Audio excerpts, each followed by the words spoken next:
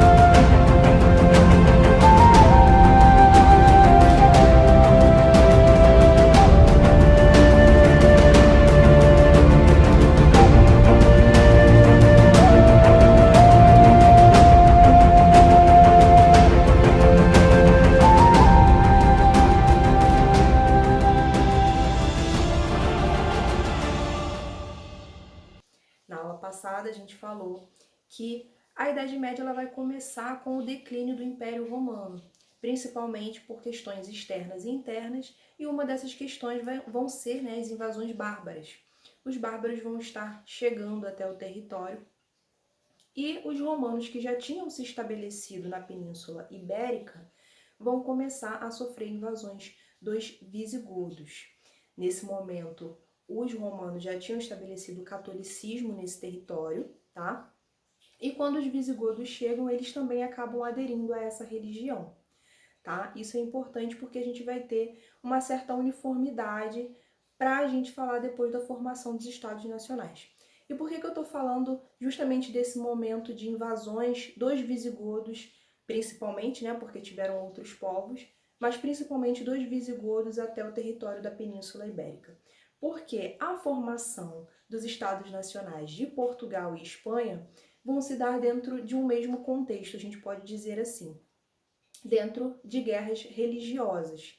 Os visigodos que já eram católicos vão receber em seu território os muçulmanos.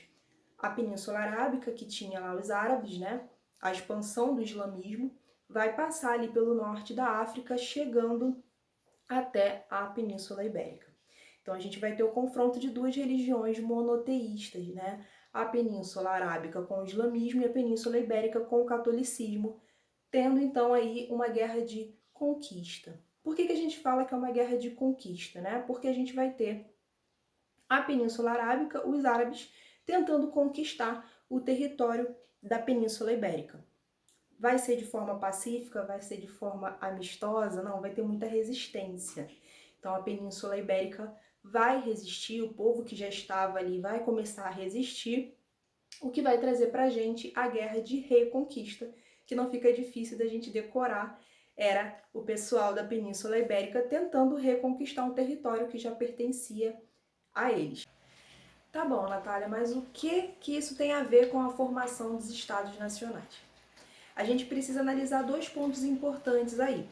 Primeiro, que o território da Península Ibérica, após as guerras de conquista e reconquista, vai estar totalmente fragmentado. Vão surgir alguns reinos, alguns pedaços de terra aí separados, como o reino de Castela, o reino de Aragão, o reino de Leão, que vão ter cada um rei governando esse território.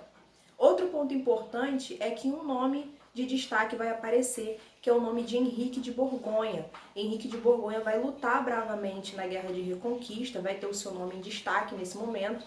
E o rei de Leão, que era o Afonso VI, vai não só dar um condado a ele de presente, como a mão da sua filha em casamento.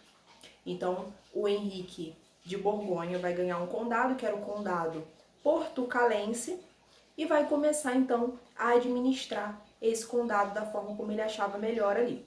Temos que lembrar que isso era um hábito muito comum, a gente falou no vídeo passado sobre as relações de suzerania e vassalagem, sobre a relação que o senhor feudal tinha em relação ao nobre guerreiro. Era muito comum um guerreiro ganhar um pedaço de terra por proteger um determinado território.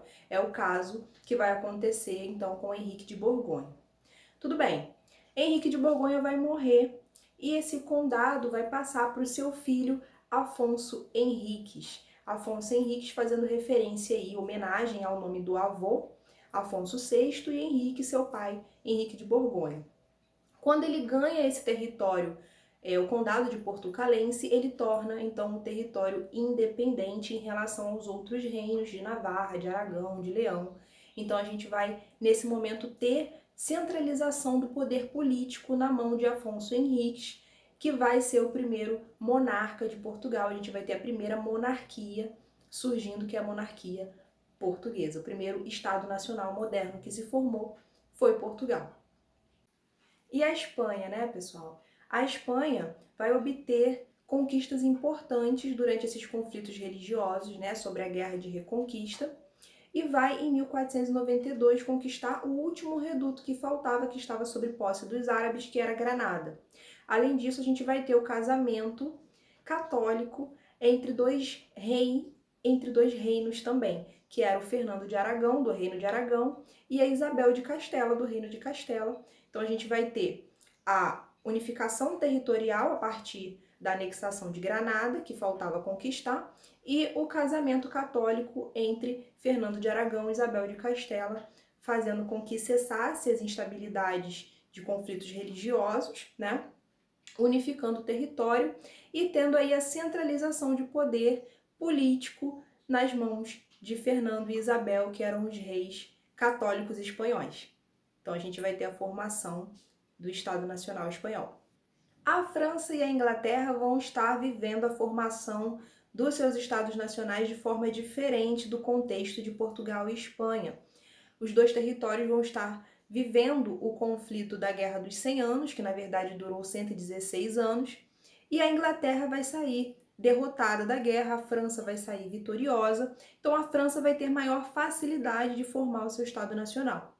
Um dos principais pontos que a França vai fazer aí, vai tomar como iniciativa após vencer o conflito, é fortalecer o seu exército, tirar aquela imagem de um exército do período da Idade Média e começar a formar um exército profissional. Um ponto que vai ajudar muito nisso é a criação de um imposto que foi regulamentado pelo Carlos VII. Esse imposto era a talha real. A talha real foi um imposto que vigorou durante muito tempo na França e fazia com que esse dinheiro fosse levado diretamente para o exército francês. Isso fazia com que a gente tivesse mais investimento no militarismo francês, né?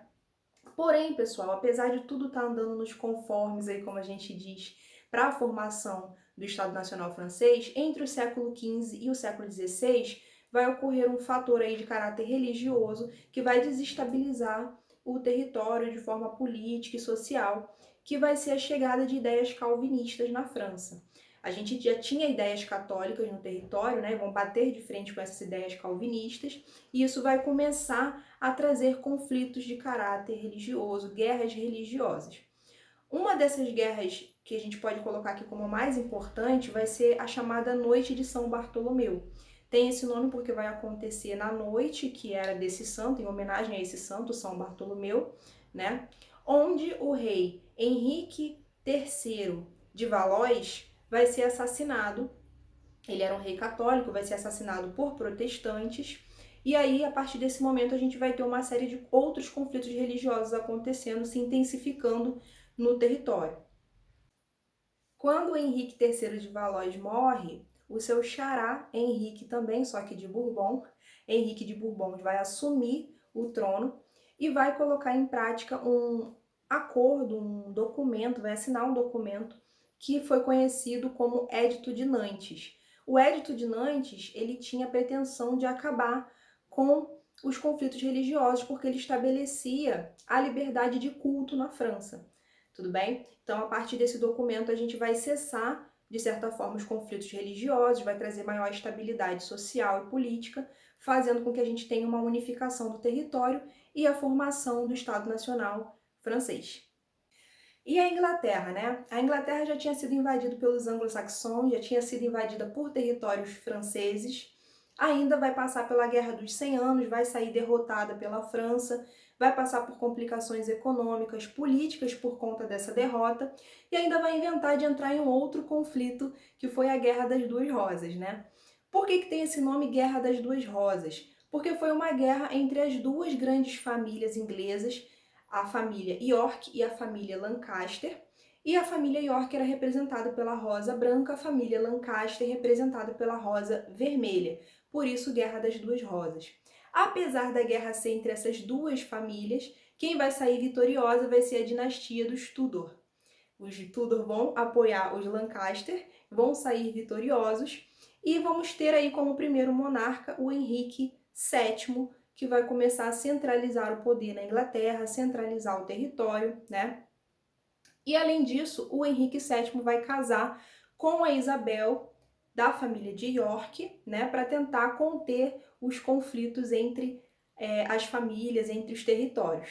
A Isabel, ela já era filha, né, de reis ingleses, já era sobrinha, agora vai ser mãe, né, do Henrique VIII, né, então ela tinha muito poder na Inglaterra, representava a família oposta aí aos Lancaster, então casando com a Isabel, o Henrique VII conseguia estabilizar os conflitos, né, que já estavam acontecendo.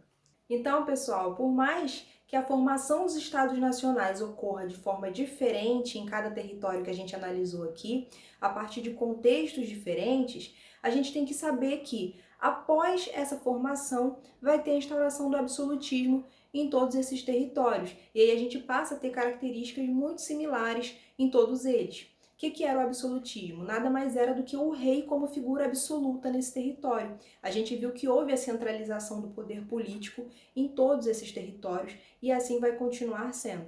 O rei passa a ter uma imagem semelhante à imagem de Deus na Terra, né? Então a gente vai começar a ter um rei soberano, centralizador do poder, centralizador da economia. Por falar em economia, a gente vai ter a prática do mercantilismo dentro desse contexto, né? O mercantilismo estava aí dentro desse absolutismo que visava aí o pacto colonial, né? O exclusivismo econômico entre metrópole e colônia, né? Tinha também o protecionismo, que era taxar os produtos que vinham de fora um valor maior do que os produtos que a gente tinha aqui dentro do território, né? Então isso fazia com que estimulasse o consumo dos produtos internos. Outro ponto importante vão ser as grandes navegações. A gente tem que lembrar que a Espanha vai conseguir territórios na América Central, na América do Sul, vai conseguir achar o ouro muito antes que Portugal, né? Então esse é um ponto importante também. Outro ponto importante é a questão do Estado interventor. O Estado ele vai estar diretamente ligado, intervindo na economia. Outro ponto é a balança comercial favorável, que não é muito difícil da gente entender. A gente procurar ter menos gastos do que lucros, a gente sempre ter mais lucros do que gastos em todo esse comércio mercantilista que vai ser feito. A gente ainda vai falar um pouco mais sobre mercantilismo e absolutismo, vamos fazer alguns carrosséis, alguns resumos que vão estar no feed para vocês conseguirem olhar esse panorama melhor aí de mudanças, né? E a gente vai prosseguir os estudos falando sobre as revoltas, o momento em que a burguesia começa a querer se impor, né? A gente falou um pouquinho mais lá atrás que a gente vai ter um acordo entre muitas aspas entre burguesia e rei, né? A gente vai ter agora o absolutismo, no qual a burguesia está mais ligada à parte econômica, o rei na parte administrativa, mas agora mais lá para frente a burguesia vai começar a se impor, vai começar a querer mais espaço, representatividade política, e aí a gente vai ter os principais conflitos e revoltas, revoluções que vão surgir aí no século XVII. Tudo bem? Continue aí com a gente, um beijo e até a próxima aula.